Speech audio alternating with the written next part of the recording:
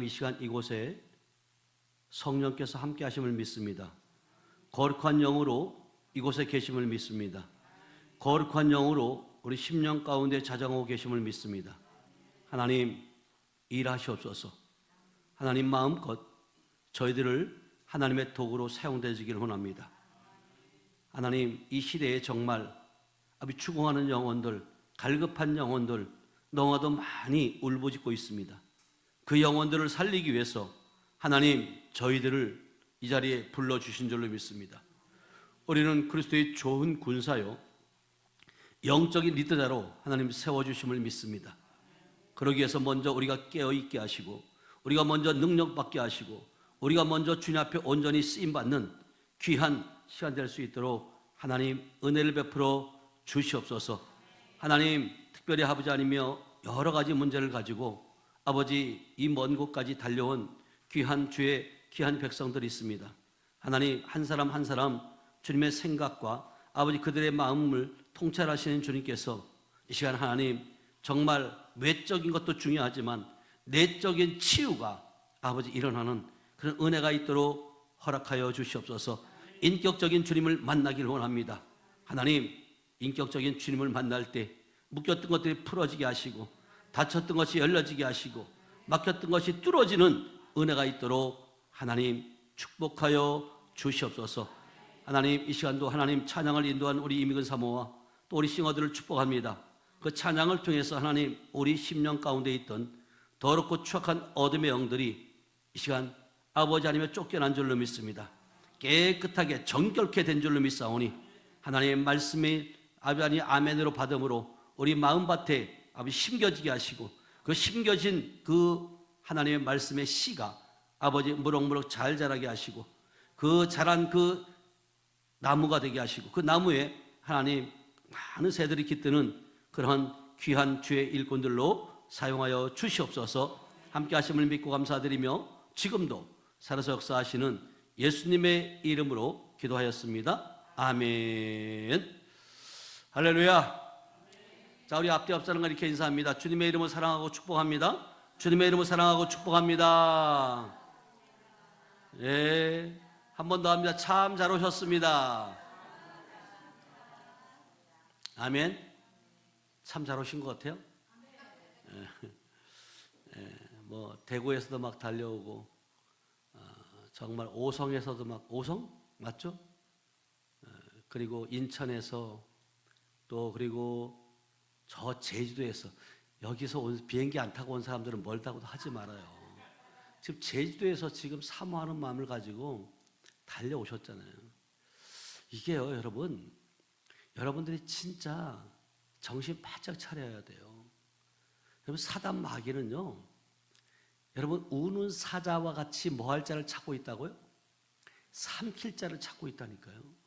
많은 믿는다고 하는 사람들이 사단 마귀에게 밥이 돼가지고 빼앗기고 있는데도 빼앗기는 줄 모르고 도둑질 당하는데도 도둑질 당하는 줄 모르고 그냥 어디가 아프면 아픈 데만 치료받으려고 하고 내가 지금 이 심령 가운데 있는 이 영혼 죽어가는데 그 아우성 치고 있는데 이거를 모르고 있다는 거예요. 문제는 여러분 문둥병자가 왜 문둥병자인지 아세요? 여러분 문둥병자는요 자기의 몸뚱아리에 살점이 떨어져 나가도 그 고통을 못 느껴요. 근데 지금 많은 우리 크리스찬들이 영적인 문둥병에 걸려 있음에도 불구하고 자기의 영이 죽어가는데도 그 죽어감을 깨닫지 못하고 있는 자들이 얼마나 많이 있냐는 거예요. 이 시대가 지금 그 영혼들을 잠자고 있는 자들, 죽어가는 자를 깨울 뿐만 아니라 살려야 될 그런 사명에 있는 줄 믿어야 하면 여러분 이 사명이에요 우리에게. 근데 이 사명을 우리가 잃게 되면 사람이 무기력해질 수밖에 없어요. 그러니까 여러분들이 사명감을 가지고 여러분 이 땅에서 믿음 생활 하시기 축복합니다. 아멘. 여러분들의 사명이 뭐라고요? 네? 잠자는 자를 깨우고 죽어가는 영혼들을 살려야 된다. 아멘. 그 사명을 여러분들이 가지고 있다면 여러분들의 삶은, 여러분들의 언어는, 여러분들의 행동은 달라질 수밖에 없어요. 근데 이걸 모르니까 내가 지금 왜 지금 살고 있는지 그리고 내가 지금 어떤 길을 가고 있는지 방향을 모르고 가는 사람 많다는 거예요. 본인이 누구인지도 모르고. 그래서 오늘 제목은 내적 치유의 복음이라는 제목을 가지고 함께 나누길 원합니다. 여러분들이 아무리 외적으로 변화되는 것도 중요하지만 여러분, 외적으로 변화되는 건 잠시 잠깐이에요. 그러나 내적으로 여러분들이 이 심령이 변화되게 되면 얼굴이 달라져요. 오송에서는 우리 권사님 한번 이따 끝나고 보세요. 처음에 왔을 때하고 지금하고는 또 달라요. 본인이 볼 때는 늘 이쁘니까 이쁜 줄만 알겠지만 우리가 봤을 때는 안 이뻤다고요, 처음에는. 왜냐하면 이 심령에서부터 그런 거예요. 심령에서부터. 여기에서 도둑질 당하고 있기 때문에, 빼앗기고 있기 때문에, 피해의식이 있기 때문에, 사단에게 종로로 됐기 때문에 얼굴이 밝을 수가 없었어요. 아까 들어온 모습을 보고 제가 깜짝 놀랐어요. 오, 그렇게 폈네요. 그럼 밝아질 수밖에 없어요. 아멘? 살아난다니까요. 그래서 오늘 본문 말씀은 시편 147편 3편이에요.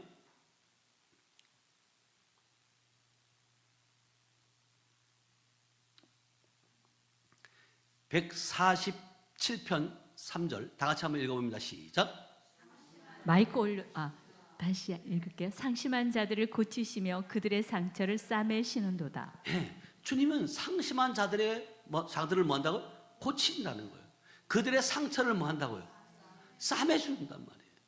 근데 지금 많은 사람들이 사단에게 종노타는 이유가 뭐냐면, 사단의 밥이 되는 것이 뭐냐면 끊임없이 상심하고 있다는 거예요. 그리고 아파하고 있다는 거예요. 이 사단들이 아파하고 있는 자들을 얼마나 좋아하겠어요? 먹잇감이죠, 먹잇감. 그래서 우리가 살아가는 이 시대는 겉으로는 우리가 풍요롭고 편리해 보여요. 네. 은혜 받기 위해서 제주도에서도 비행기 타고 오고, 네. 편한 것 같아요. 근데 속으로는 우리가 너무나 많은 사람들이 상처를 안고 살아간다는 거예요. 근데 이 상처가 있음에도 상처를 표현하지 못하는 거예요. 드러내지 못하는 거예요. 그러니까 아물 수가 없어요. 치료될 수가 없어요. 그래서 얼굴에는 웃음꽃이 있지만 마음에 눈물이 있고 입술에는 괜찮다 말하고 있지만 속으로는 나는 너무 힘들다 라고 외치는 사람들이 얼마나 많이 있냐는 거예요. 그래서 그러잖아요. 내 속을 누가 알겠어? 내 속이 버선이라면 뒤집어서 보여주기나 하지.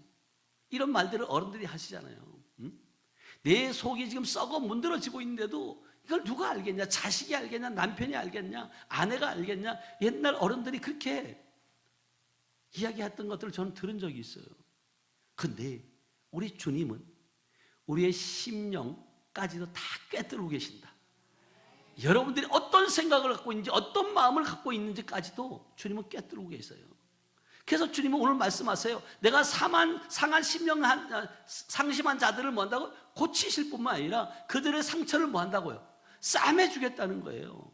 아멘. 동의하시나요? 여러분 고치심이 없고 주님의 그 상처가 주님께서 싸매주지 않으면 다 여러분 소용이 없어요. 사람이 싸매주는 것, 사람이 위로하는 것은 잠시 잠깐이에요. 근데 많은 사람들이 우리가 가정에서 받은 그 상처가 있지 않아요? 부모에게서 여러분 뭐 상처가 외부에서 받는 상처가 많아요? 집안에서 받는 상처가 더 많아요? 집안에서예요, 거의가. 왜? 편안하니까 그렇게 함부로 말하고. 저도 전과자지만 이런 것들이죠. 그러니까 부모에게 인정받지 못한 그런 상처들, 제가 이제 사역을 해보니까 그래요. 어릴 적에 부모에게 인정받지 못하고, 그리고 실제적으로 가정에서 막내라고 해서 그냥 또 도외시되고, 또 그런 모습들, 그리고 부부 사이에 받은 그 실망과 배신, 그 아픔들이 그 상처로 남아있지 않냐는 거죠. 자녀 때문에 흘렸던 그 눈물들, 그리고 교회 안에서 받은 그런 그 상처들, 또 믿었던 사람들에게 배신당하고. 많은 사람들이 그렇게 말해요. 예수 믿으라고 전도해보면 그분들이 그래요. 야, 나는 예수 믿는 사람한테, 장로님한테 내가 배신당했다. 일을 시켰는데 돈을 안 준다. 이런 사람들이 얼마나 많이 있냐는 거예요, 이게. 여러분, 말 한마디 때문에 수십 년 동안은 마음 깊은 곳에 박혀 있는 가시도 우리에게 있지 않냐는 거죠. 그런데 오늘 하나님께서 우리에게 말씀하세요. 상심한 자를 고치실 뿐만 아니라 그들의 상처를 뭐 한다고요? 싸매 주신다는 거예요. 아멘. 사람은 여러분, 사람은 상처 입은 사람을 여러분 부담스러워할 수도 있어요. 사람은 마음이 무거운 사람을 피할 수도 있고, 사람은 우는 사람을 귀찮아할 수도 있어요. 그런데 주님은 그렇게 하지 않아요. 자, 시편 34편 18절이에요. 시편 34편 18절 시작. 여호와는 마음이 상한 자를 가까이 하시고 충심으로 통회하는 자를 구원하시는도다. 네, 주님은요 마음이 상한 자를 멀리 하신다 그래요, 가까이 한다 그래요? 여러분, 사람들은 멀리 할 수 있지만 하나님은 가까이 하신대요. 그리고 뭐 하는 자를 구원하신대요? 충심으로 통회하는 자. 아멘. 하나님은요 강한 척 하는 사람에게는 가까이 가지 않아요. 자기 잘났다고 하는 사람은 여러분 하나님 가까이 하지 않아요. 그잖아요. 네 잘난 못에 살아라, 그렇게 얘기하잖아요. 우리는요. 하나님은 성공한 사람에게만 가까이 하는 분이 아니라 오히려 하나님은 마음이 상한 자에게 가까이 하시는 분인 줄 믿어야 하면, 그러니까 여러분들이 눈물을 흘리는 자에게 가까이 오시는 그 하나님을, 때로는 여러분 눈물 흘릴 때도 있잖아요. 아파할 때도 있잖아요. 힘들어할 때도 있잖아요. 그럴 때 여러분들이 그냥 내 혼자가 아니라 그 눈물과 그 힘들어하는 모습, 그 주님은 다 알고 계신다. 그리고 그 하나님께서 그 상처 때문에 밤잠 못 이루고 있는 그런 자들의 모습을 주님은 다 보고 계시고 알고 계신다. 여러분, 아무에게도 말하지 못하고 그리고 속으로 울고 있는 자들이 얼마나 많이 있냐는 거예요. 근데 이 시간 하나님의 만지심이 있길 축복합니다. 아멘. 하나님은요 함께 하시면, 하나님을 만나면 해결되지 못하는 것이 있어요, 없어요? 없어요. 사람으로서는 할 수 없지만 하나님을 인격적으로 만나면 모든 것들이 만사가 다 뭐 한다고요? 형통되어진다. 그 중에 한 사람이 저예요. 저 주님을 인격적으로 만나고 나니까 하나님께서요 저를 이끌고 가시는데 정말 상상할 수 없는 일들을 저를 통해서 이끌어 가시는 거예요. 근데 저 역시도 순간순간 놀라는 거죠. 나는 이렇게 영적으로 이렇게 리더 끌고 가는 그런 리더형이 아니에요. 저는 서포터형이에요. 그런 사람인데 하나님이 어느 순간부터 하나님께서 저를 훈련시키시게 하셨고, 그것을 제가 순종했을 때 저의 그릇을 키워가더라는 거죠. 그래서 어떤 무엇을 담더라도 해낼 수 있도록, 이길 수 있도록 하나님 만들어 가신 줄 믿어야 하면, 때로는 여러분 힘든 것도 있어요. 고통도 있어요. 그러나 그 또한 감사함으로 여러분들이 이겨낼 때 하나님께서는 더 귀하고 놀랍게 저와 여러분들을 사용하실 줄 믿습니다. 아멘. 여러분, 이 시간 하나님께서는 우리의 상한 마음을 만지시는 그런 시간인 줄 믿어요. 아무리 오래된 상처를 할지라도 주님이 만지시면 치유가 되어지고요, 묶였던 마음이 풀어지는 그런 귀한 시간인 줄 믿어야 아멘. 여러분, 원망이 감사로 바뀌어지는, 또 슬픔이 찬성으로 바뀌어지고 수치가 간증으로 바뀌는 그런 시간이 될 줄 믿어야 아멘. 여러분, 우리가 예수 믿으면서 수치스러운 일을 당할 때가 얼마나 많이 있냐고요. 그 예수 믿는다는 그 한 가지로 인해서 사람들을 멸시를 때로는 당하고 무시를 당할 때가 얼마나 많이 있냐는 거예요. 그래서 우리 어머님이 생각이 나는 거예요. 5월 달만 되면 가정이 되면 저희 어머님이 늘 그러셨어요. 시골에 계시다 보니까 농사 일을 하잖아요. 그러니까 이제 주일만 되면 또 우리 아버님은 일꾼들을 막 이렇게 사요. 이렇게 모아가지고 일을 하러 나가는 거예요. 근데 우리 어머님은 그냥 밥만 해가지고 그냥 아버지 편에 보내고 본인은 어디로 가요? 일하러 가는 게 아니라 교회로 가는 거예요. 그러면 다 일하러 온 사람이 저 사람 미쳤다, 예수쟁이다, 그렇게 손가락질을 하고 핍박을 하는 거죠. 우리 아버님마저도 마찬가지. 아니, 사람들을 얻어놓고 일꾼들을 몰아놓고 본인이 없으면 어떡하냐는 거죠. 이런 모습들이에요. 그럴 때마다 우리 어머님은 아니다, 나는 예배부터가 먼저다. 그 어머님의 그 마음 가운데 항상 중심은 하나님을 향한 마음이 있었어요.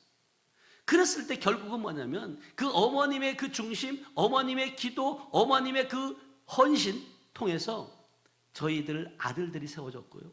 저희 손자인 우리 임종호 강도사, 우리 임종환 목사 손자가 세워지는 거예요. 이처럼 여러분, 여러분들의 기도, 여러분들의 눈물, 여러분들의 수치, 이 모든 것들은 헛되지 않는다. 아멘. 그래서 여러분 진짜 여러분 예수님을 인격적으로 만나면 여러분들이 고침받게 될다. 변화받게 되는 줄로 믿어요. 아멘. 그래서 우리 성회가 고침받고 변화받고 뭐 하는 거예요? 능력받는 곳이에요. 그래서 이번에도 이제 128차가 다음 주에 5월 21일 날 128차 성회가 저희 교회에서 있는 거예요. 100명 이상 모여서 정말 인격적인 주님을 만나고 하나님 나라를 확장시키는 그런 일꾼들을 세워지는 그러한 성회인 줄로 믿어야 하면, 뿐만 아니라 제가 5월 25일 날 마지막 주 25일 날은 증평에 있는 저희 지교회 증평 하늘빛 교회에서 5월 25일 저녁 7시에 거기 또 제가 가서 집회를 해요.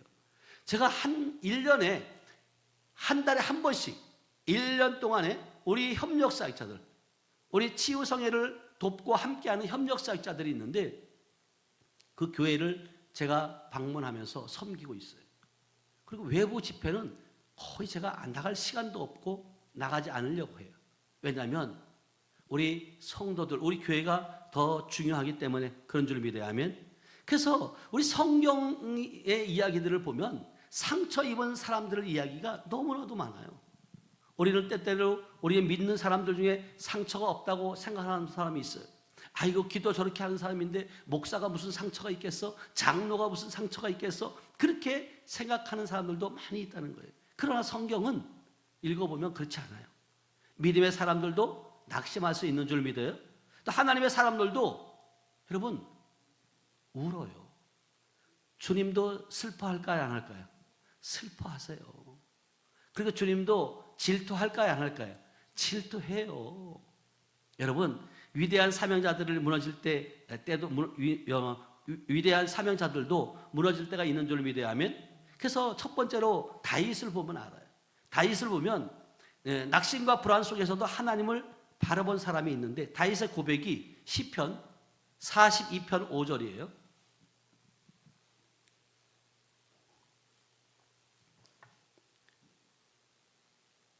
시편 42편 5절.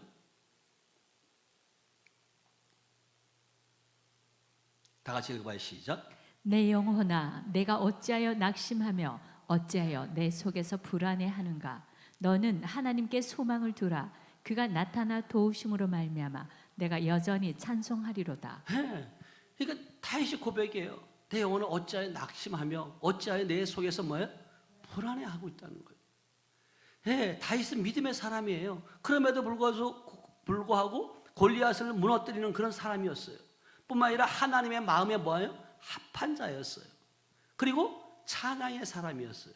그런데 다윗도 낙심을 하잖아요. 왜 불안해했다는 거예요? 자기 영혼을 향해서 물어보는 거예요. 내 영혼아 왜 이렇게 낙심하느냐? 내 마음아 왜 이렇게 불안해하느냐? 여러분 스스로가 한번 물어보셔야 돼요. 때로는 불안할 수도 있어요. 낙심될 때도 있어요. 그럴 때마다 여러분, 근데 주님은 뭐라고 어디에 소망을 두라 그래요? 너는 하나님께 소망을 두라는 거예요. 그런 불안한 가운데 있지만, 낙심 가운데 있지만 소망이 있으니까 하나님께 소망을 두면 여러분 회복되는 줄 믿습니다. 아멘. 상처가 있을 때 자기 마음과 여러분 대화하셔야 돼요. 내 영혼아 왜 낙심하는지, 내 마음아 왜 이렇게 무너졌느냐. 그러나 너는 사람을 바라보지 말고 뭘 바라봐야 된다? 하나님을 바라봐야 된다. 여러분 사람 의지하지 마세요. 사람 바라보면 넘어질 수밖에 없고요. 그래서 성경은 우리에게 말씀하시는 거예요. 방백을 의지하지 말라는 거예요. 사람들을 의지하지 말라는 거예요. 오직 우리는 오직 예수, 오직 예수에만이 우리의 길이요 진리요 생명인 줄 믿어야 하면, 그래서 오늘 이 시간 마음이 낙심된 여러분들이 혹시 있다면, 이유 없이 여러분들이 불안한 사람이 있다면 하나님이 말씀하세요. 너는 하나님께 소망을 두어라. 여러분 사람 가운데 가장 불행한 사람이 소망이 없는 삶이에요. 여러분들이 살아가면서 어떤 소망, 비전이 없어? 여러분 얼마나 고통스럽겠냐고요. 근데 저는 사실은 목회자가 됐어도요, 개척교회 여러분 목회를 하면서 여러분 정말로 한가했어요. 너무나도 성도들도 많지 않지만 너무나도 한가한 세월들을 보낸 거예요. 근데 이 영적인 세계를 경험하고 이 능력을 받고 권세를 받고 난 이후에는 여러분 쉴 만한 시간도 없어요. 사실은 정말 하나님께서 바쁘게 사용하시는 것을 보게 된다. 왜냐하면 하나님께 소망이 있기 때문에. 하나님만이 우리를 인도에 가시는 분인 줄 믿어야 하면, 여러분 사람에게 소망을 두게 되면 반드시 여러분 실망할 수밖에 없어요. 그리고 여러분들이 돈에 소망을 두면 여러분 흔들릴 수밖에 없고, 환경에 소망을 두게 되면 무너질 수밖에 없어요. 그러나 하나님께 소망을 두는 자에게는 다시 일어나는 그런 역사가 있게 되는 줄 믿습니다. 아멘. 두 번째 인물 중에 한나를 여러분이 볼 수 있어요. 마음이 괴로움을 하나님 앞에 쏟아내는 그 한나였는데, 사무엘상 1장 10절 말씀이에요. 사무엘상 1장 10절 시작. 한나가 마음이 괴로워서 여호와께 기도하고 통곡하며. 네, 여러분들이 잘 아는 것처럼 사무엘상 이 1장에 보면 한나는 그 아이를 못 낳는 여인이에요. 그 시대에 아이를 낳지 못하는 것은 큰 아픔이기도 하지만, 거기에 본인 나라가 하는 그 여인이 계속해서 한나를 어떻게 해요? 괴롭히는 거예요. 그랬을 때 얼마나 마음이 괴로웠겠어요. 그러니까 이렇게 얘기하는 거예요. 한나가 마음이 괴로워서 뭐 한다고요? 여호와께 기도하고 뭐예요? 통곡했다는 거예요. 뿐만 아니라 여러분 보세요. 말할 수 없는 수치감이잖아요. 내가 본 부인인데 첩이 와가지고 그렇게 본 부인을 그렇게 하는 거잖아요. 그러니까 여러분 얼마나 답답했겠어요. 얼마나 힘들었겠어요. 그런데다가 남편 그 엘가나는 한나를 위로해준다고 하면서 뭐라고 얘기해요?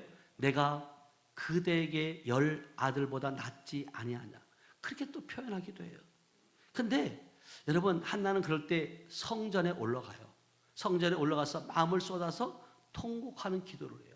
여러분 어떤 그 일이 있을 때 정말 앞뒤로 막히고 여러분 정말로 마음이 둘 데가 없을 때, 괴로울 때 여러분 하나님 앞에 나오시길 축복합니다. 하나님 앞에 사람한테 토설해봐야 소용없어요. 하나님 앞에 나와 토설할 때 하나님께서 우리의 마음을 만지는 줄 믿어요. 아멘. 그래서 한나는 이렇게 고백해요. 사무엘상 1장 15절에 보니까 나는 마음이 슬픈 자다. 다 같이 읽어봅니다. 시작. 한나가 대답하여 이르되 내 주여 그렇지 아니하니이다. 나는 마음이 슬픈 여자라. 포도주나 독주를 마신 것이 아니요 여호와 앞에 내 심정을 통한 것뿐이오니. 그러니까 여호와 앞에서 심정을 여러분 토설해야 돼요. 나는 뭐한 자라고? 마음이 슬픈 자라는 거예요. 여러분 보세요. 마음이 슬프다는 것은 결국은 뭐냐면, 많은 사람들이 그러잖아요. 하나님 앞에서는 여러분 괜찮은 척 하지 않아도 돼요. 있는 그대로, 마음이 아프면 힘들면 힘들다고 말하고, 아프면 아프다고 말하고, 기쁘면 감사하다고 말하고, 그 표현을 할 수 있기를 축복합니다. 아멘. 여러분 하나님 앞에서는 강한 척하지 않아도 돼요.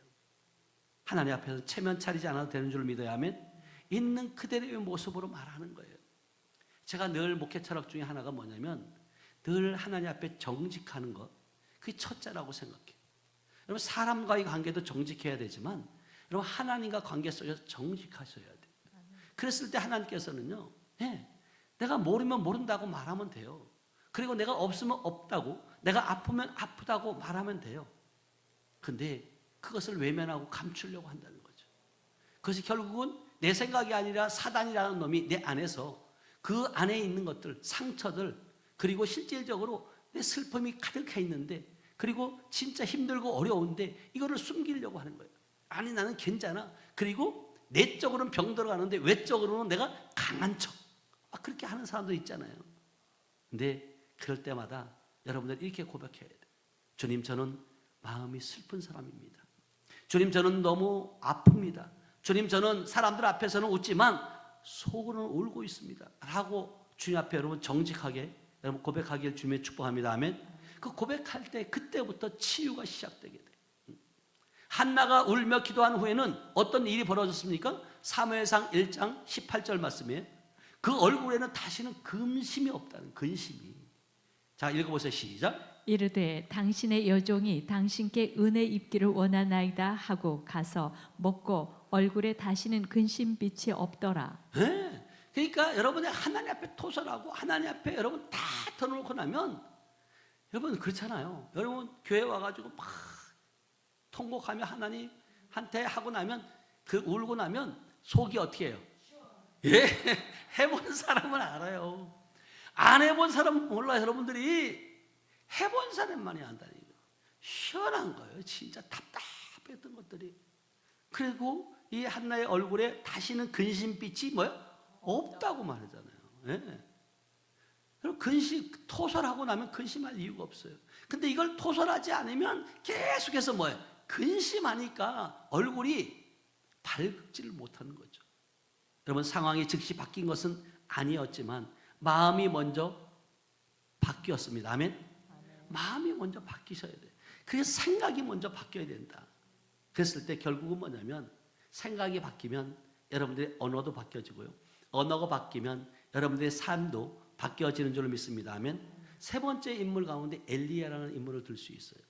자, 열왕기상 19장을 보면 엘리야는 갈멜산에서 바알 선지자들과 싸워서 승리하는 그런 능력이 있는 그런 선지자예요.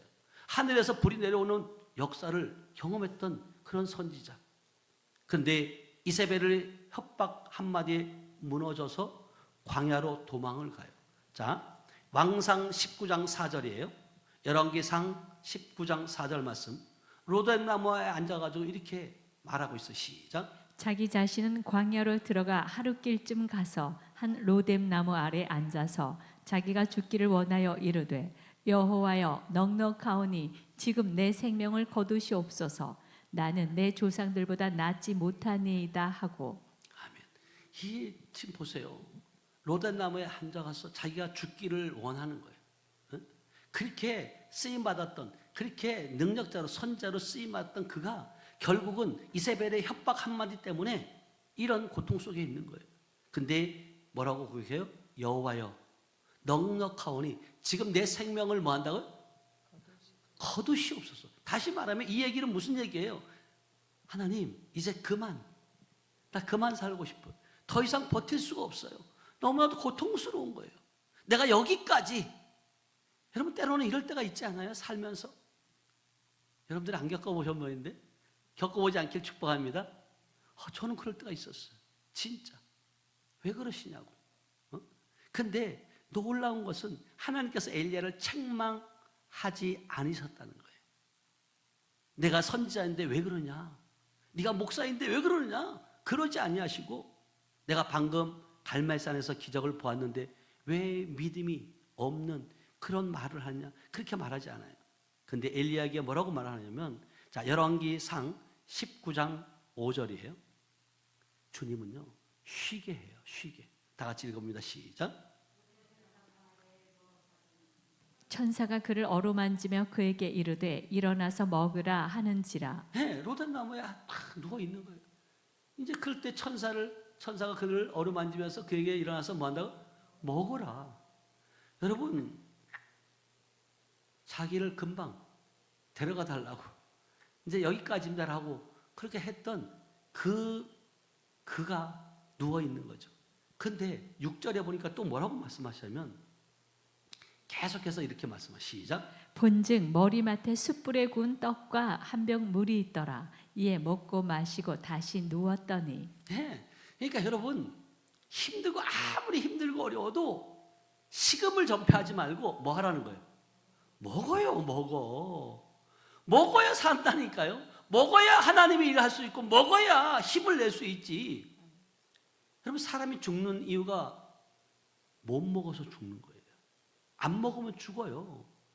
그러면서 또 7절 가보세요. 7절 시작. 여호와의 천사가 또 다시 와서 어루만지며 이르되 일어나 먹으라. 내가 갈 길을 다 가지 못할까 하노라 하는지라. 네, 네가 지금 먹어야지, 힘을 내야지. 그래야지 네가 가야 갈 길이 있는데, 그 얘기하는 거예요. 천사가. 네가 여기서 지금 마지막이 아니야. 내가 여기서 지금 끝을 내면 안 돼. 가야 할 길이 있어. 그러기 위해서 너는 뭐 해야 돼? 먹어야 돼. 힘을 내야 돼. 일어나야 된다. 여러분 넘어질 수 있어요. 지칠 수 있어요. 그러나 계속해서 지쳐있고 일어나지 않으면 안 된다니까요. 제가 늘 얘기하잖아요.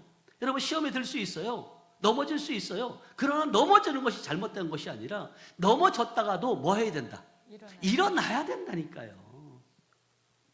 일어나지 못하는 것이, 일어나지 않으려고 하는 것이, 그것이 문제라는 거예요. 그러면서 8절에 이렇게 말씀하세요. 8절. 이에 일어나 먹고 마시고 그 음식물의 힘을 의지하여 40주 40야를 가서 하나님의 산 호렙에 이르니라. 예. 그러니까 천사가 인도했지만 실질적으로 엘리야는 계속해서 그 천사의 말에 뭐 했다고요? 순종하는 거예요. 일어나는 거예요. 그리고 또 가서 먹고. 여러분 이러한 세미한 음성을 들을 때 여러분 순종하시길 축복합니다. 아멘. 여기에서 그 중요한 원리가 있는데 지친 사람에게는 여러분 먼저 쉼이 필요해요. 아멘. 쉬셔야 돼요.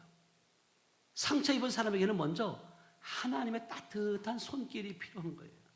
소진된 사명자에게는 정죄보다는 회복이 필요한 줄을 믿어야 하면 여러분 주위에도 있을 거예요. 이렇게 지친 사람들, 그런 사람에게 너 왜 이렇게 믿음이 없어? 왜 그래? 그렇게 하면 안 되지. 기도해야지. 그렇게 하지 말고 쉬라고. 그 주님만의 품 안에. 여러분 보세요. 자녀들이 여러분 자기 부모 품 안에 있을 때 그 평안함, 그거 여러분 자식을 이제 낳고 기르면서 느껴보셨잖아요. 여러분 그 품 안에 있는 그 자식이 무엇을 먹을까 입을까 염려하고 걱정해야 안 해요? 안 해요. 그냥 배고프면 뭐 하면 돼요? 울면 돼요. 똥 싸면 뭐 하면 돼요? 울면 돼요. 아프면 뭐 하면 돼요? 울면 돼요. 그냥 우세요. 주님도 마찬가지예요. 말이 안 나옵니까? 생각이 안 납니까? 여러분 그럴 때 주님 앞에서 토설하세요. 그럴 때 주님이 그 음성을, 그 소리를 들으신다니까요. 여러분 우리 중에도 엘리야처럼 지친 분들이 있어요. 여러분 사역하다가 지치기도 하고요. 가정을 책임지다가 지치기도 하고 사람들을 섬기다가 지치기도 하고 늘 웃어야 하는 자리에서 여러분들이 지치고 있는지는 않느냐는 거죠. 믿음 있는 척 하지 말고 여러분 힘들 때는 주님 앞에 나 힘들다고, 나 지금 아프다고 고백할 수 있는 저 여러분들 되시기 축복합니다. 아멘. 그럴 때마다 주님은 내가 너를 안아주겠다. 내가 지친 것을 내가 안다. 내가 더 이상 못 참겠다고 말하는 그 마음을 내가 안다. 내가 다시 너를 먹이고 쉬게 하고 다시 세우리라. 아멘. 이 음성을 여러분 듣게 될 줄을 믿어요. 아멘. 또 한 인물 가운데는 요셉이라는 인물이 있어요. 여러분이 잘 아는 것처럼 여러분 요셉이 총리가 되기까지 얼마나 배신과 배신의 상처 또 이런 것들이 얼마나 많이 있었냐고요. 창세기 37장부터 50장까지 보면 요셉 이야기가 나오는데 요셉은 누구로부터 미움을 사게 돼요? 형제들로부터 미움을 사게 돼요. 그리고 형제들을 통해서 구덩이에 던져지기도 하고 그리고 노예로 팔리기도 해요. 억울한 누명을 쓰고 감옥에 들어가기도 해요. 여러분 이 모든 것 얼마나 그에게는 아픈 상처이겠냐고요. 근데 요셉의 인생을 한마디로 말하면 상처의 연속이에요. 여러분 때로는 여러분들이 한번 형제들에게 부모에게 여러분 보세요. 한번 그렇게 상처를 있다고 많은 사람들이 그렇게 토설해요. 나는 그 엄마 아빠의 상처 때문에 형제의 상처 때문에 이렇게 힘들다고. 근데 이 요셉은요 그것을 상처로 여기지 않았다는 거예요. 가족에게 배신당한 상처, 억울하게 누명 쓴 상처, 그리고 오랜 세월 기다려야 했던 그 상처들, 아무도 알아주지 않는 그런 외로움의 상처들. 근데 훗날 요셉은 형들을 다시 만났을 때 복수했어요? 복수하지 않았어요? 복수하지 않아요. 자, 요셉은 이렇게 고백해요. 창세기 50장 20절 말씀이에요. 시작. 당신들은 나를 해하려 하였으나 하나님은 그것을 선으로 바꾸사 오늘과 같이 많은 백성의 생명을 구원하게 하시려 하셨나니. 네, 당신들은 나를 해하려 했으나 하나님은 그것을 뭐 한다고? 선으로 바꾸셨다는 거예요. 그렇게 상처받았던 그런 요셉이 하나님을 인격적으로 만나고 나니까 그것들이 결국은 선한으로 다 바꿔진다. 아멘? 여러분 얼마나 여러분 상처가 컸겠어요. 남도 아니고 형제들에게 그렇게 배신을 당했을 때 상처가 얼마나 클 수 있어요. 클 수밖에 없죠. 그럼에도 불구하고 당신들은 나를 헤아려 했지만 나는 하나님을 인격적으로 만났고 그 하나님은 그것을 선으로 바꾸신 분이다. 아멘? 그러니까 하나님을 만나면요 모든 것들이 바뀌어져요. 하나님을 인격적으로 만나면 안 바뀌는 것이 기적이다. 앞뒤 옆사람과 인사해요. 우리 안 바뀌는 것이 기적입니다. 안 바뀌는 게 기적. 네? 다른 기적이 없어요. 변화되지 않는 게 기적이라니까. 근데 여러분들이 어떻게 우울할 시간이 있냐고요. 여러분 어떻게 여러분들이 인상 찌푸리고 있는 시간이 있냐고요. 어? 사랑하고 삽시다. 아멘. 아멘. 사랑을 나눠야 돼요. 그래서 하나님께서 드려진 상처는 사명으로 바뀌어야 되는 줄 믿어야 하면 하나님께 올려드리는 그 눈물은 기도가 돼요. 하나님께 맡겨진 아픔은 여러분 간증으로 돌아오게 되는 줄 믿습니다. 아멘. 이처럼 정말 우리는 정말 예수님의 그 사역을 통해서 그 예수님께서 상한 그런 마음들을 고치시는 그 사역을 볼 수 있어요.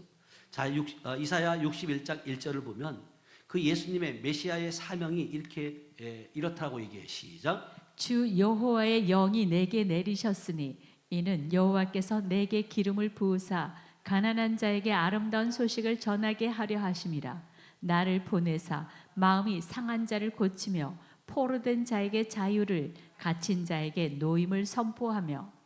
예, 예수님의 사명이 그거예요. 주의 영이 내게 임하였으니 나를 보내사 마음이 상한 자를 뭐 한다고? 곤치게 하는 거예요. 눌린 자, 포로된 자, 갇힌 자 이런 것을 그 예수님이 해방시켜 주신 분이 예수님인 줄 믿어야 하면. 근데 누가복음 4장 21절을 보니까 예수님께서 이 말씀을 직접 읽으셨는데 한번 읽어보세요. 시작. 이에 예수께서 그들에게 말씀하시되 이 글이 오늘 너희 귀에 응하였느니라 하시니. 아멘.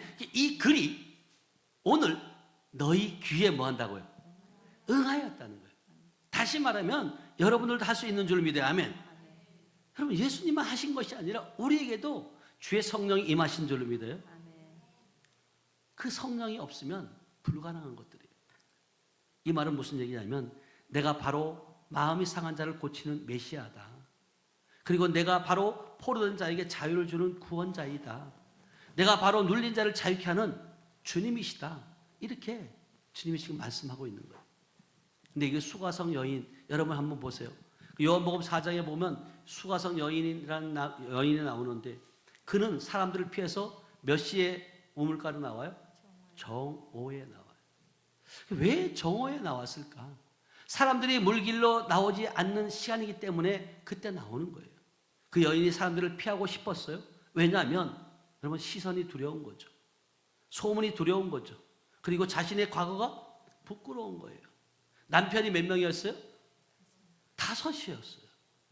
지금 함께하는 사람도 남편이었다 아니다? 남편이 아니었다는 거예요. 그러니까 그녀의 삶을 보면 삶에는 관계의 실패뿐만 아니라 그 외로움과 수치감과 거절감이 가득하게 차 있던 거예요. 그런데 예수님은 그 여인을 찾아가서 어떻게 하시냐? 유대인이 사마리아 여인을 피했던 그 시대에 예수님은 일부러 그 사마리아를 통과하셨어요. 그리고 이것이 은혜인 줄 믿어야 하면 여러분 주님을 만나는 거 이게 은혜예요. 사람은 상처 입은 사람들을 피하지만 예수님은 상처 입은 사람들을 뭐예요? 찾아가는 거예요. 그래서 요한복음 4장 29절에 보니까 이렇게 말씀하세요. 그 여인이 주님을 만나고 난 이후에 시작. 내가 행한 모든 일을 내게 말한 사람을 와서 보라. 이는 그리스도가 아니냐 하니. 네, 그러니까 이 그 은혜로 주님을 만난 이후에 이 여인이 동네로 달려가서 외쳤던 거예요. 내가 행한 모든 일을 내게 말한 사람을 와서 보라는 거예요. 이는 누구라고요? 그리스도가 아니냐. 여러분 이전에는 숨겼던 과거예요. 이제는 간증으로 바뀐 줄로 믿어야 하면 이것이 여러분 내적 치유예요. 여러분 숨기려고 했던 것 여러분 계속해서 숨기는 것이 아니라 드러나고 쫓아내고 그리고 회복되면 간증자로 바뀌는 줄 믿습니다. 아멘. 뿐만 아니라 가늠한 여인의 모습도 마찬가지예요. 요한복음 8장에 보면 그 가늠한 여인이 잡혀서 나왔어요. 그랬을 때 사람들은 돌을 들고 그를 뭐 하라 그래요? 치라고 말해요. 근데 요한복음의 8장 5절에 보면 이것이 모세 율법에 있는 거예요. 법을 지키라는 거죠. 다 같이 시작. 모세는 율법에 이러한 여자를 돌로 치라 명하였거니와 선생은 어떻게 말하겠나이까. 예. 그러니까 모세는 율법에 이러한 여자들을 뭐 한다고? 돌로 치라고 명했어요. 근데 너는 지금 어떻게 할 거냐는 거죠. 근데 주님 뭐라고 말씀하세요? 7절로 한번 가봅니다. 7절 시작. 그들이 묻기를 맞이 아니하는지라. 이에 일어나 이르시되 너희 중에 죄 없는 자가 먼저 돌로 치라 하시고. 예. 그러니까 너희 중에 먼 자가 와서 돌로 치라는 거예요. 죄 없는 자가 먼저 돌로 치라. 그랬더니 그 사람 중에 한 사람 다 떠나갔어요. 근데 여러분 보세요. 판단하고 정죄하지 말라는 거예요. 그러면서 예수님은 그에게 뭐라고 말씀하세요? 11절로 한번 가보세요. 11절 시작. 대답하되 주여 없나이다. 예수께서 이르시되 나도 너를 정죄하지 아니하노니 가서 다시는 죄를 범하지 말라 하시니라. 네. 그러니까 주님도 정죄하지 않는다는 거예요. 그러면서 결국은 뭐냐면 네가 잘했다가 아니라 정죄하지 않지만 다시는 죄를 범하지 말라는 거예요. 그러니까 여러분이 우리가 하나님이 한 번 용서해 주셨어요. 주님의 십자가 짐으로 말미암아 우리의 죄를 모든 걸 다 용서해 주셨어요. 그리고 실질적으로 우리가 믿는다고 말하고 있지만 여러분 거듭났다고 말하고 있지만 죄를 져요 안 져요? 져요. 그럴 때마다 주님 앞에 나와서 뭐 해야 돼요? 자백해야 돼요. 너희의 죄가 주홍같이 붉을지라도 양털같이 뭐 한다고 희게 하시겠다고 하시는 분이 주님이시잖아요. 그런데 이 사단 마귀는 그것을 고백하지 못하게 만드는 거예요. 그래서 옛날 어른들이 보면 너희의 병을 자랑하라 그래요? 감추라 그래요? 어른들은 자랑하라 그래요.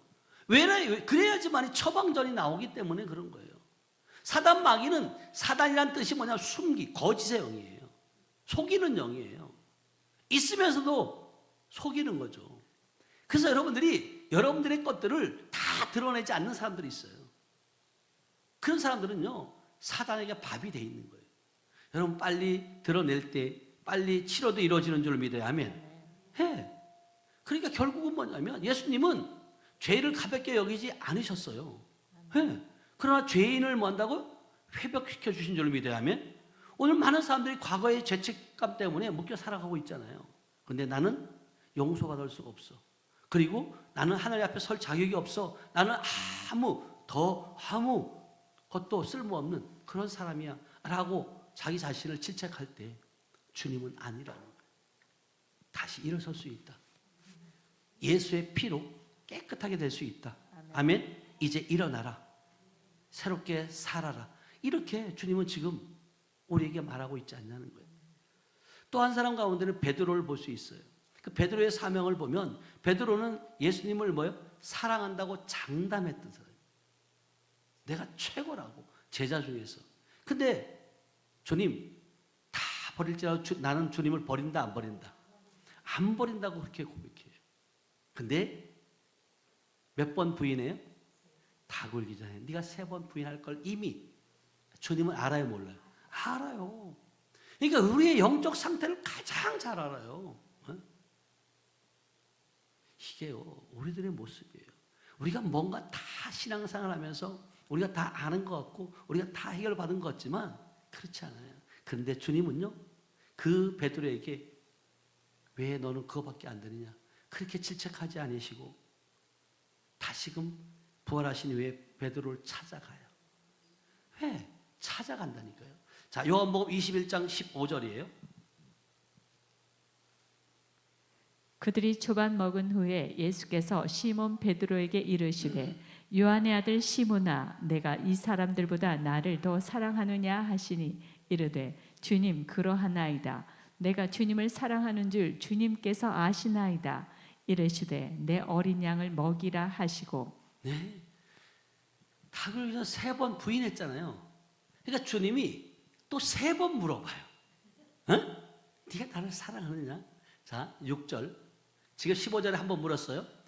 6절, 16절 시작. 또 두 번째 이르시되 요한의 아들 시므나 내가 나를 사랑하느냐 하시니 이르되 주님 그러하나이다. 내가 주님을 사랑하는 줄 주님께서 아시나이다. 이르시되 내 양을 치라 하시고. 두 번 정도 사랑한다 그랬으면 그래 네가 나를 얼마나 사랑하는지 알겠다. 끝일 것 같잖아요.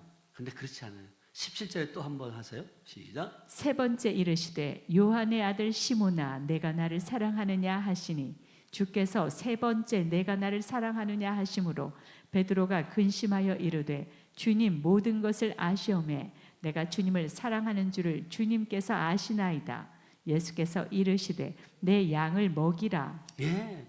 그러니까 내 양을 먹이라, 내 양을 치라, 또 내 양을 먹이라. 그러니까 주님이 확인하고 또 확인해요. 진짜 사랑하는 거 맞아? 어? 근데 이게 여러분 부부지간에도 여러분 사랑한다는 표현을 잘 해요, 안 해요? 예? 아니 대답 좀 해봐요.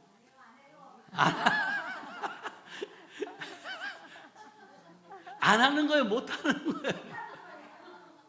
우리 안전도사님 얘기 좀 해봐요. 해요, 안 해요? 하라고 있대. 그래, 맞아요. 예. 근데 나는 이게 잘 안 나오더라고요. 사랑한다는 말이. 우리 아내가 그렇게 말해요. 여보, 나 사랑해? 이렇게 물어요. 그랬을 때 대답을 못 하는 거예요. 근데 사랑 안 하는 건 아니에요. 왜 이러냐면 이게 표현이 안 돼요. 아니, 그럴 때마다 제가 뭐라고 얘기할 것 같아요? 꼭 말로 해야 되냐? 그러는 거죠. 근데 이게 저희 세대에는 그 부모님들의 그 사랑 표현을 거의 못 들어봤어요. 그러니까 보고 자란 것이 없어요. 보고 자란 것이 없으니까 표현을 못 하는 거예요. 그래서 제가 요즘 우리 자녀들에게 결혼을 주례를 쓰게 되면 꼭 하는 말이 그거예요. 부부가 스킨십을 많이 가져라. 그리고 사랑한다는 표현을 많이 해라. 근데 그 아이들이 그것을 보고 그대로 그 삶에 이어져요. 사랑을 받아본 사람만이 사랑할 수 있어요. 아멘. 그래서 우리 아버님도 마찬가지예요. 우리 아내가 결혼하고 우리 아내는 표현력이 참 좋아요. 그래서 시아버지 만나면 꼭 안아주면서 아버님 사랑한다고. 엄청 시아버지 사랑을 받았죠. 그래서 그렇게 사랑한다고 얘기하면 우리 아버지는 처음에는 이제 약간 이렇게 미는 거죠. 근데 나중에는 이제 꼭 안아줘요. 그러면서 나도 애미 사랑한다. 이렇게 표현했어요. 이게 엄청난 발전이죠, 이게.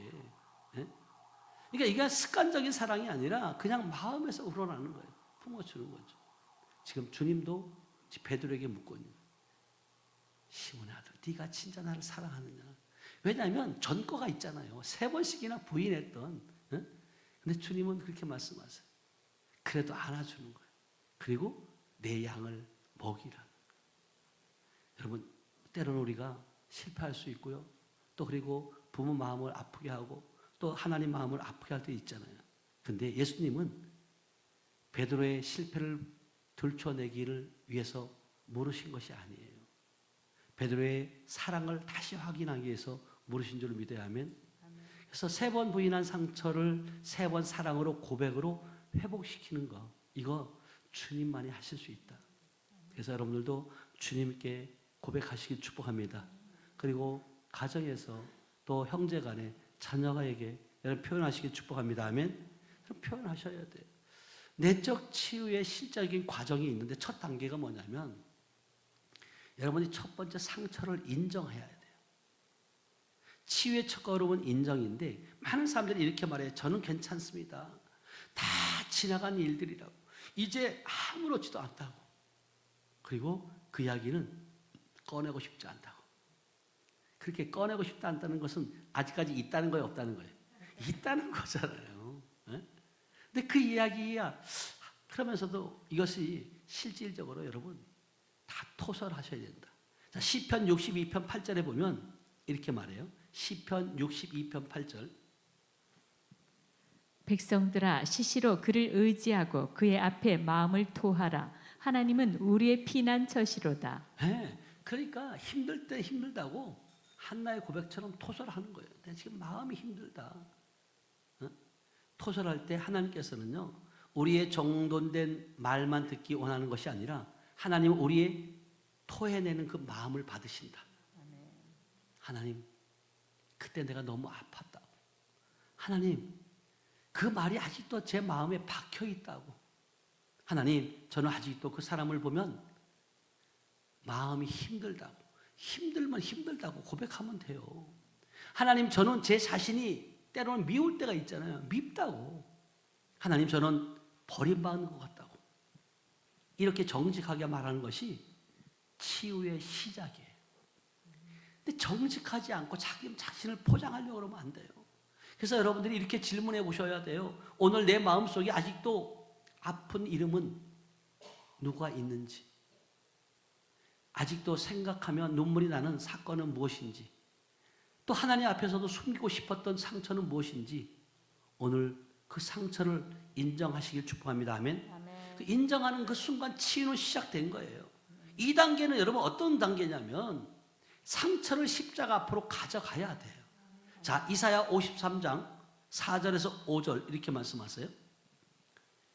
이사야 53장 4절 5절 시작. 그는 실로 우리의 질고를 지고 우리의 슬픔을 당하였거늘 우리는 생각하기를 그는 징벌을 받아 하나님께 맞으며 고난을 당한다 하였노라. 그가 찔림은 우리의 허물 때문이요 그가 상함은 우리의 죄악 때문이라. 그가 징계를 받음으로 우리는 평화를 누리고 그가 채찍에 맞음으로 우리는 나음을 받았도다. 네, 우리가 해야 될, 우리가 담당해야 될 모든 것들을 그분이 뭐 한다고? 다 짊어지셨다는 거예요. 그래서 예수님의 십자가는 우리의 죄만 담당한 것이 아니라 우리의 슬픔도 담당한 줄 믿어야 하면 우리의 수치도 담당했고 우리의 거절감도 담당했고 우리의 마음의 상처도 담당한 그런 자리인 줄 믿어요. 그래서 상처를 붙들고 사는 것은 내 영혼을 계속해서 아프게 하는 것이에요. 그러나 상처를 십자가에 내려놓으면 주님이 만지시는 줄 믿어요. 그러니까 이것을 여러분 십자가로 옮기라는 거예요. 주님이 말씀하시잖아요. 내가 다 이루었다. 아멘. 여러분들이 지고 갈 것이 아니라 십자가로 옮겨 놓으시길 축복합니다. 아멘. 십자가 앞에서 이렇게 고백해야 돼요. 주님, 이 상처를 더 이상 제가 붙들고 있지 않겠습니다. 주님, 제 마음의 분노를 십자가 앞에 내려놓습니다. 주님, 제 수치심을 보혈로 덮어 달라고. 그리고 주님, 제 기억 속에 남아있는 아픔을 만져달라고. 그 예수님의 보혈은 죄만 씻는 것이 아니라 예수님의 보혈은 우리의 마음의 더러움과 수치, 정죄감 그리고 두려움까지도 덮어주시는 분인 줄 믿어야 하면 그래서 옮겨놓으라는 거예요. 뿐만 아니라 여러분 3단계가 있는데 첫 번째 단계는 뭐냐면 용서의 길로 나가셔야 돼요. 내적 치유에서 가장 어려운 부분이 용서예요. 용서. 나를 아프게 한 사람을 용서하는 것 쉽지 않아요. 그리고 부모를 용서하는 것 어려울 수도 있어요. 배우자를 용서하는 것 여러분 어려울 수 있어요. 자녀를 용서하는 것 어려울 수 있어요. 또한 교회 안에서 상처 준 사람을 용서하는 것 어려울 수 있어요. 무엇보다도 자신을 용서하는 것이 가장 어려울 수 있어요. 근데 누가복음 6장 37절은 용서하라고 말씀하세요. 그러면 너희가 너희의 죄도 용서해 준다고. 다 같이 읽어봅니다. 시작. 비판하지 말라. 그리하면 너희가 비판을 받지 않을 것이요. 정죄하지 말라. 그리하면 너희가 정죄를 받지 않을 것이요. 용서하라. 그리하면 너희가 용서를 받을 것이요. 네, 그러니까 여러분들이 용서를 받으려면 먼저 뭐 해야 돼요? 용서하셔야 돼요. 근데 나는 용서 안 하면서 나는 용서받기를 원하면 잘못된 것이죠. 받을 수도 없고 할 수도 없어요. 뿐만 아니라 에베소서 4장 32절은 또 이렇게 말씀하세요. 에베소서 4장 32절 시작. 서로 친절하게 하며 불쌍히 여기며 서로 용서하기를 하나님이 그리스도 안에서 너희를 용서하심과 같이 하라. 예, 이제 우리는 예수의 생명을 가진 자잖아요. 하나님의 아들들이잖아요. 그렇다면 우리는 서로 친절하게 해야 되고 불쌍히 여기며 서로 용서하기를 하나님이 그리스도 안에서 우리를 용서하심과 같이 하라. 아멘. 그러니까 여러분들이 용서받았다면 여러분 용서하셔야죠. 근데 그렇게 용서를 받고서도 남을 조금만 가시 하나 여러분들이 용서하지 못하면 그럼 분명히 여러분 아셔야 돼요. 용서는 그 사람이 한 일이 옳았다고 해서 인정하는 것이 아니에요. 용서는 그 사람의 죄를 가볍게 여기는 것이 아니라 용서는 다시 똑같이 상처받으러 들어가는 것이 아니라는 거예요. 무슨 뜻이냐면 나는 더 이상 그 사람에게 묶여 살지 않겠다. 여러분 용서하지 않으면 계속 묶여 있는 거잖아요. 그 사람을 심판한 자리에 내가 앉지 않겠다. 심판은 누가 해야 돼요? 주님이 하시는 거예요. 그 사람을 하나님께 맡기시길 축복합니다. 아멘. 그는 미움의 감옥에서 여러분 나오셔야 돼요. 여러분 때로는 어둠에 있는 자들은 우리 하늘빛에 오는 것이 감옥이라고 생각할 수 있어요. 감옥 가는 것 같다 이렇게 생각할 수 있어요. 그러나 여러분 깊은 터널은 계속해서 지나가야 된다. 여러분 머물러 있으면 안 돼요.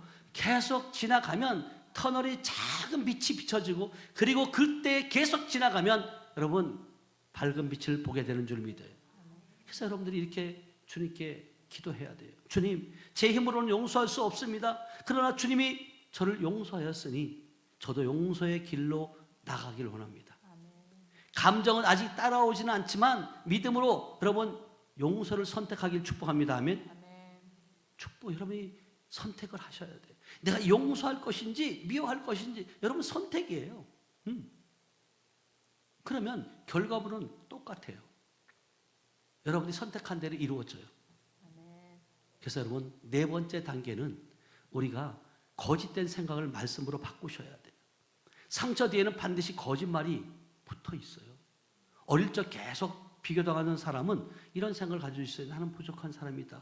그리고 나는 사랑받을 가치가 없어. 버림받은 사람이 경험이 있는 사람들은 이렇게 생각해요. 언젠가 나는 모두 나를 떠날 것이야. 그 버림받은 그 상처들, 그러니까 사람들을 믿지 못하는 거죠. 그리고 또 언젠가는 내게 또 이렇게 올 것이라고 생각하는 거예요. 나는 결국 혼자 남을 것이라고. 뿐만 아니라 실패를 반복한 사람들은 이렇게 생각할 수 있어요. 나는 안 된다. 나는 늘 실패할 것이다. 그러나 예수님은 말씀하세요. 진리를 알지니 진리가 너희를 뭐 한다고? 자유케 한다. 진리를 알면요 자유함을 누릴 수 있어요. 그러면서 주님은 말씀하세요. 여러분 상처받은 자들에게 주님 말씀하세요. 내가 결코 너희를 뭐 한다고요? 버리지 않고 너희를 떠나지 않으리라. 아멘. 주님은 우리를 지명하여 불렀는 줄 불러서 하나님 자녀 삼으신 줄 믿어요. 아멘. 하나님이 지명해 불렀다니까요. 그래서 여러분 상처는 여러분 말하는 거예요.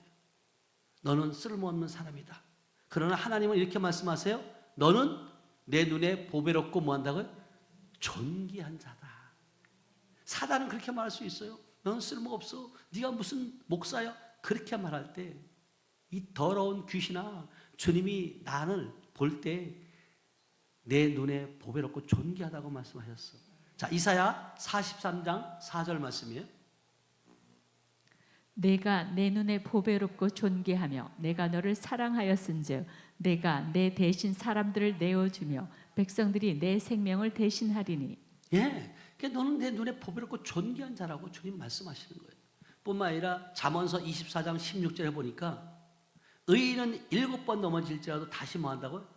일어나야 된다는 거예요. 다시 한번 읽어봐요. 시작. 대저 의인은 7번 넘어질지라도 다시 일어나려니와 악인은 재앙으로 말미암아 엎드러지느니라. 네, 의인도 넘어질 수 있다는 것을 예시해 주는 거예요. 지금요. 나는 의인이 안 넘어져 이게 아니라 의인은 7번 넘어질지라도 다시 뭐 한다고요? 일어난다. 이 숫자 개념이 아니라 넘어질 수도 있지만 끊임없이 일어나는 분이 저 여러분들 좀 믿어야 하면 여러분 진짜 주님은 말씀하세요. 마태복음 28장 20절에 내가 세상 끝날까지 너희와 항상 함께 하겠다. 다 같이 읽어봐요. 시작. 내가 너희에게 분부한 모든 것을 가르쳐 지키게 하라. 볼지어다 내가 세상 끝날까지 너희와 항상 함께 있으리라 하시니라. 네, 그러니까 여러분 이걸 항상 의식하셔요. 아, 주님이 나와 항상 내가 이 땅에서 육체가 끝나는 날까지 아니 영원토록 주님이 나와 함께 하신다. 아멘. 아멘. 그러니까 여러분들이 이렇게 선포하셔야 돼요. 나는 하나님의 자녀다. 아멘. 당당하게 여러분 정체성을 선포하셔야 돼요. 그리고 나는 예수님의 보혈로 용서받은 사람이다. 그리고 나는 성령님이 거하는 성전이다. 나는 다시 일어날 수 있다. 하나님은 내 상처를 사명으로 바꾸신다. 아멘. 그리고 마지막 단계는 성령님의 만지심을 구해야 돼요. 여러분들이 자 요한복음 14장 26절이에요. 요한복음 14장 26절 시작. 보혜사 곧 아버지께서 내 이름으로 보내실 성령 그가 너희에게 모든 것을 가르치고 내가 너희에게 말한 모든 것을 생각나게 하리라. 네, 내적 치유의 주체는 사람이 아니에요. 사람이 여러분 내적 치유할 수 있어요? 안 돼요.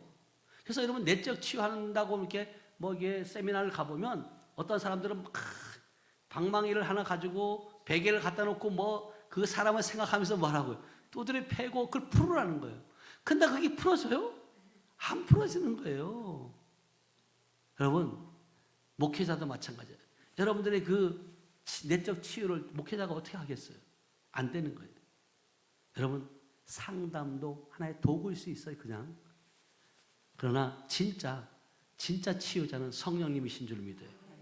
여러분 말씀하시잖아요. 보내실 성령 그가 너희의 모든 것을 뭐 한다고? 가르치고 내가 너희에게 말한 모든 것을 뭐 한다고? 생각나게 한다는 거잖아요. 성령도 우리의 연약함을 자 26절 성령도 우리의 연약함을 뭐 한다고요? 여러분 성령도 우리의 연약함을 자 로마서 8장 26절 이렇게 말해요. 로마서 8장 26절 시작. 이와 같이 성령도 우리의 연약함을 도우시나니 우리는 마땅히 기도할 바를 알지 못하나 오직 성령이 말할 수 없는 탄식으로 우리를 위하여 친히 간구하시느니라. 아멘. 보혜사는 결국 무슨 뜻이냐면 위로자, 상담자, 더 도우시는 분이라고 알고 있잖아요. 성령은 우리의 깊은 마음까지도 아시는 줄 믿어야 하면 아멘. 우리가 기억하지 못한 상처도 주님은 알고 계세요. 우리가 말로 표현하지 못하는 아픔도 여러분 알고 있는 줄 믿어요. 그래서 우리가 정말 성령도 우리의 연약함을 뭐 한다고? 도우신다고 말씀하신 것처럼 주님께서 우리의 마음을 만지시고 깨끗하게 하시고 정결케 하시고 우리의 상처를 덮어주고 싸매주는 분이 주님이신 줄 믿어요. 아멘. 그래서 정말 우리가 이제 결단해야 돼요. 여러분 진짜 내 마음의 상처를 숨기지 않겠다.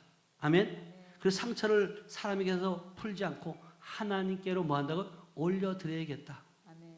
그리고 내 상처를 사명으로 바꾸는 하나님이심을 믿겠다. 아멘.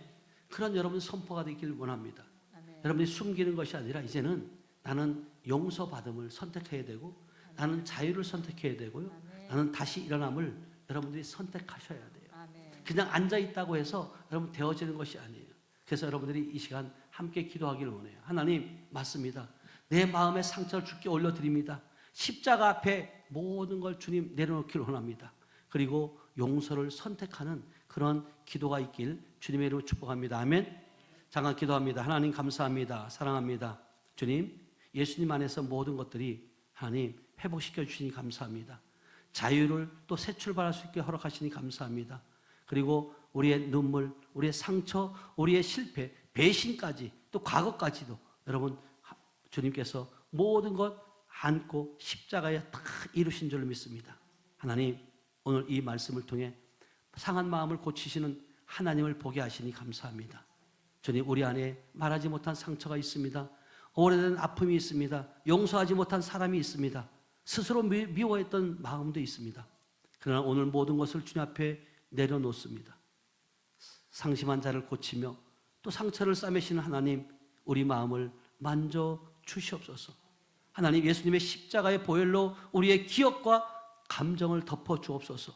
미움이 용서로 바뀌어지게 하시고 원망이 감사로 바뀌게 하시며 수치가 간증으로 바뀌어지는 슬픔이 찬송으로 바뀌어지는 은혜가 있도록 하나님 이 시간 우리를 만져 주옵소서. 상한 마음을 치유하시고 눌린 마음을 자유케 하시고 지친 영혼을 다시 일으켜 주시옵소서. 그리하여 우리가 이제는 상처가 사명이 되게 하시고 또 우리의 눈물이 간증이 되게 하시고 우리의 남은 인생이 하나님의 영광을 드러내는 삶이 되게 하여 주시옵소서. 함께 하심을 믿고 감사드리며 지금도 살아서 역사하시는 예수님의 이름으로 기도하였습니다. 아멘. 이 시간 함께 우리 기도하기를 원합니다. 나오셔서 하나님 우리를 만지시옵소서. 하나님 내 안에 있는 그 상처들, 아버지 미워했던 마음들, 아버지 용서하지 못했던 마음들 하나님 이 시간 깨끗하게 아버지 해결되고 회복되어지는 은혜가 있게 달라고 우리 주의 삼창하고 뜨겁게 기도합니다.